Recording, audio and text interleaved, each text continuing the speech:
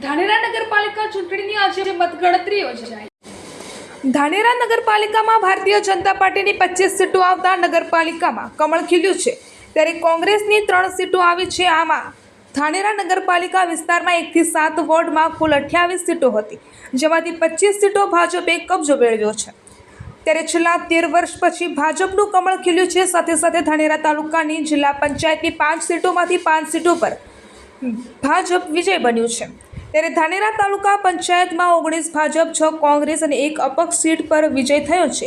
ત્યારે ધાનેરા તાલુકા પંચાયતની બોડી પણ ભારતીય જનતા પાર્ટીની બની છે, ત્યારે નગરપાલિકાની પણ બોડી ભારતીય જનતા પાર્ટીની બની છે। આમ આ વખતની ચૂંટણીમાં ભાજપનો ભગવો તમામ તાલુકામાં જોવા મળ્યો છે, ત્યારે બનાસકાંઠા જિલ્લા પંચાયત પણ ભાજપને બોડી બની છે। આમ સમગ્ર બનાસકાંઠામાં ભગવો લહેરાતો જોવા મળ્યો છે। હવે જોવાનું એ રહેશે કે ધાનેરામાં ભારતીય જનતા પાર્ટીની સરકાર દ્વારા વિકાસના કામો કેવા થાય છે। મતદારોએ વિશ્વાસ ભાજપ પર મૂક્યો છે, ત્યારે હવે ભાજપ કેટલું ખરું ઉતરે છે તે હવે જોવાનું રહેશે। આજે શાંતિપૂર્વક મતદાનની ગણતરી યોજાઈ હતી અને મોટી સંખ્યામાં ઉમેદવારો અને સમર્થકો મતગણતરીના સ્થળ પર જોવા મળ્યા હતા અને વિજેતા ઉમેદવારોને ઢોલ નગારા સાથે હાર પહેરાવી વધાવી લીધા હતા। નમસ્કાર, ડીએમ ન્યૂઝ ચેનલમાં આપનું હાર્દિક સ્વાગત છે। સ્થાનિક સ્વરાજની ચૂંટણીને લઈને આજે મતગણતરીનો દિવસ હતો। આજે મતગણતરીના દિવસે ખૂબ જ મોટી સંખ્યાની અંદર ધાનેરા તાલુકામાંથી, ગ્રામ્ય વિસ્તારમાંથી તેમજ શહેરમાંથી મોટી સંખ્યાની અંદર લોકો ઉમટી પડ્યા હતા। જે વહેલી સવારથી 9 વાગ્યાથી લઈને આજે મતગણતરીની શરૂઆત થઈ ગઈ હતી, જેને લઈને આપણે દ્રશ્યો બતાવવાની કોશિશ કરીશ કે અહીંયા કેટલાય ઉમેદવારો વિજેતા બની ગયા છે અને કેટલાય પરાજિત પણ થયા છે। ત્યારે આજે હજુ સુધી પણ અહીંયા કહી શકાય કે મતગણતરી ચાલુ છે। અહીંયા બાજુમાં પાછળ જોવાની દ્રશ્યો બતાવીશું કે અહીંયા ખૂબ જ મોટી સંખ્યાની અંદર આપ દ્રશ્યો જોઈ શકો છો કે અહીંયા ગ્રામ્ય વિસ્તારમાંથી જે ઉમેદવારોના જે સંપર્કના જે લોકો છે તે આવ્યા છે અને અહીંયા મતગણતરી ચાલુ રહી છે। અને આજે ધાનેરા તાલુકાની વાત કરવામાં આવે તો ધાનેરા તાલુકામાં જિલ્લા પંચાયતમાં પણ ભાજપનો દબદબો જોવા મળી રહ્યો છે, ત્યારે તાલુકા પંચાયતમાં પણ ભાજપનો દબદબો જોવા મળી રહ્યો છે। ત્યારે નગરપાલિકાની વાત કરવામાં આવે તો નગરપાલિકામાં પણ આ વખતે ભાજપે કબજો મેળવી લીધો છે। 25 સીટોથી નગરપાલિકાએ કબજો મેળવી રહ્યો છે અને આ 3 સીટો કોંગ્રેસની આવી છે। ત્યારે આ ધાનેરા તાલુકામાં આ વખતે ભારતીય જનતા પાર્ટીનો જે દબદબો જોવા મળ્યો છે અને આજે મતગણતરીના દિવસે ખૂબ મોટી સંખ્યાની અંદર ધાનેરા તાલુકાના ગ્રામ્ય વિસ્તારમાંથી તેમજ શહેરમાંથી મોટી સંખ્યાની અંદર લોકો ઉમટી પડ્યા હતા। ત્યારે આજે વહીવટી તંત્રની વાત કરવામાં આવે તો આ ચુસ્ત બંદોબસ્ત સાથે વહીવટી તંત્ર દ્વારા શાંતિપૂર્વક અહીંયા જે મતગણતરીનું આયોજન કરવામાં આવ્યું છે અને શાંતિપૂર્વક આ તમામ મતગણતરીઓ પૂર્ણ કરવામાં આવી છે। મહેન્દ્ર સોલંકી સાથે ધીરજ પરમાર, ડીએમ ન્યૂઝ ધાનેરા। આજે સ્થાનિક સ્વરાજની ચૂંટણીને લઈને ભારતીય જનતા પાર્ટીનો મોટો વિજય જોવા મળ્યો છે। અહીંયા જે કહી શકાય કે વાલેર સીટ ઉપરથી કાંતિભાઈ ડાભી પણ વિજય બન્યા છે। સુરેશભાઈની ખૂબ મહેનત હતી તમામ સીટો ઉપર, નગરપાલિકા, જિલ્લા પંચાયત ને તાલુકા પંચાયત। શું કહેશો સુરેશભાઈ, ખૂબ પ્રયત્ન કરવા પડ્યા છે ગરમીના મોસમમાં, કયા વિકાસના કામને લઈને? આપણા યશસ્વી દેશના લોકલાડીલા વડાપ્રધાન શ્રી નરેન્દ્રભાઈ મોદી સાહેબનો વિકાસની આ જીત થઈ છે, ભૂપેન્દ્રભાઈ પટેલ સાહેબની જીત થઈ છે। આટલી ધગધગતી ગરમીમાં 42 ડિગ્રી જ્યારે આપણા યશસ્વી પ્રદેશ અધ્યક્ષ જગદીશભાઈ વિશ્વકર્મા ધાનેરાની ધરતી ઉપર પ્રથમ વખત આવ્યા, ત્યારે તેમને નારો આપ્યો હતો કે કોંગ્રેસને આ વખત વ્હાઇટ વોશ કરી નાખો અને અમારા તમામ કાર્યકર્તાઓ એ દિવસે ગરમીમાં 42 ડિગ્રીમાં શપથ લીધી હતી કે ધાનેરા તાલુકાની અંદર 5 જિલ્લા પંચાયત, દાંતીવાડાની 3 જિલ્લા પંચાયત, નીચેની તમામ તાલુકા પંચાયત અને પ્રથમ વખત 18 વર્ષ બાદ નગરપાલિકાની અંદર 28માંથી 25 ભારતીય જનતા પાર્ટીનો વિજય જે કર્યો છે એ નાનાથી નાના મારા કાર્યકર્તાઓનો વિજય છે। નરેન્દ્રભાઈ મોદી અને ભૂપેન્દ્રભાઈ પટેલના વિકાસનો એ વિજય છે। અસ્તુ ભારત માતા કી જય। શું કહેશો કાંતિભાઈ, ભવ્ય વિજય થયો છે, વાલેર સીટ ઉપરથી ખૂબ પ્રચાર કર્યો છે, ખૂબ લોકોનો સહયોગ કર્યો છે, શું કહેશો?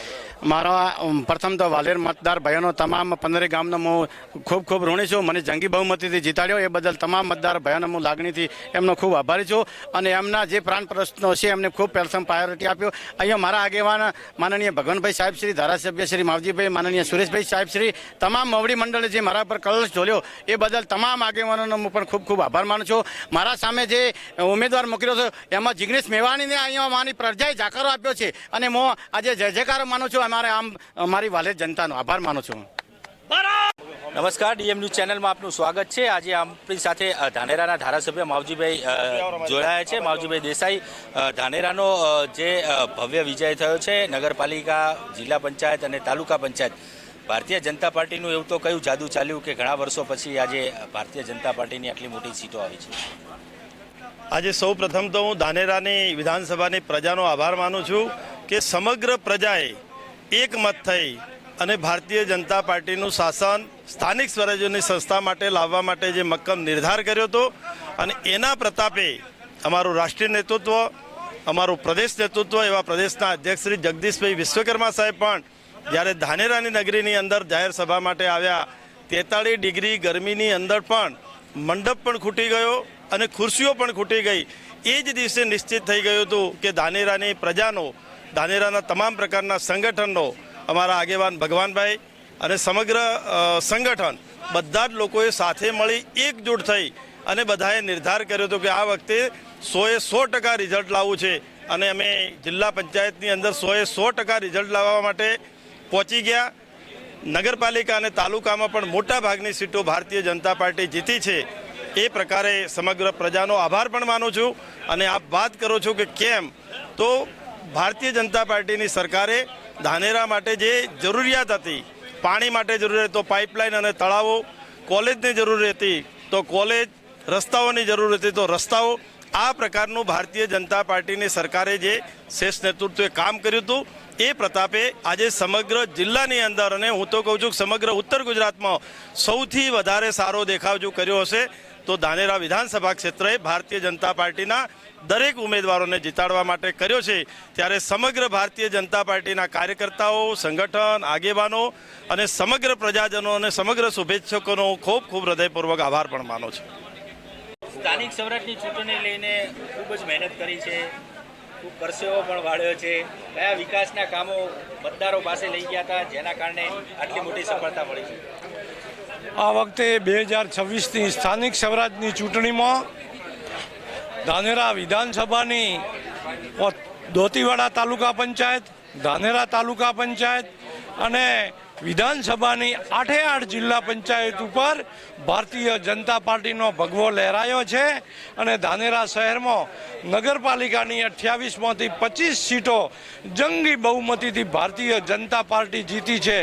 આ વખતે કાર્યકર્તાઓએ ખૂબ જ ધોમધકતા તાપમાં ખૂબ પ્રયત્ન અને મારા સંગઠનના કાર્યકર્તા આગેવાનોએ ખૂબ મહેનત કરીને ભારતીય જનતા પાર્ટીને જીતાડી છે. લોકોને વિકાસમાં વિશ્વાસ છે અને જાતિવાદના ઝેરને એક બાજુ મૂકીને ભારતીય જનતા પાર્ટીની સરકારે જે વિકાસ કર્યો છે એમના ઉપર વિશ્વાસ કરીને આ ભારતીય જનતા પાર્ટીની સ્થાનિક સ્વરાજમાં ભગવો લહેરાયો છે.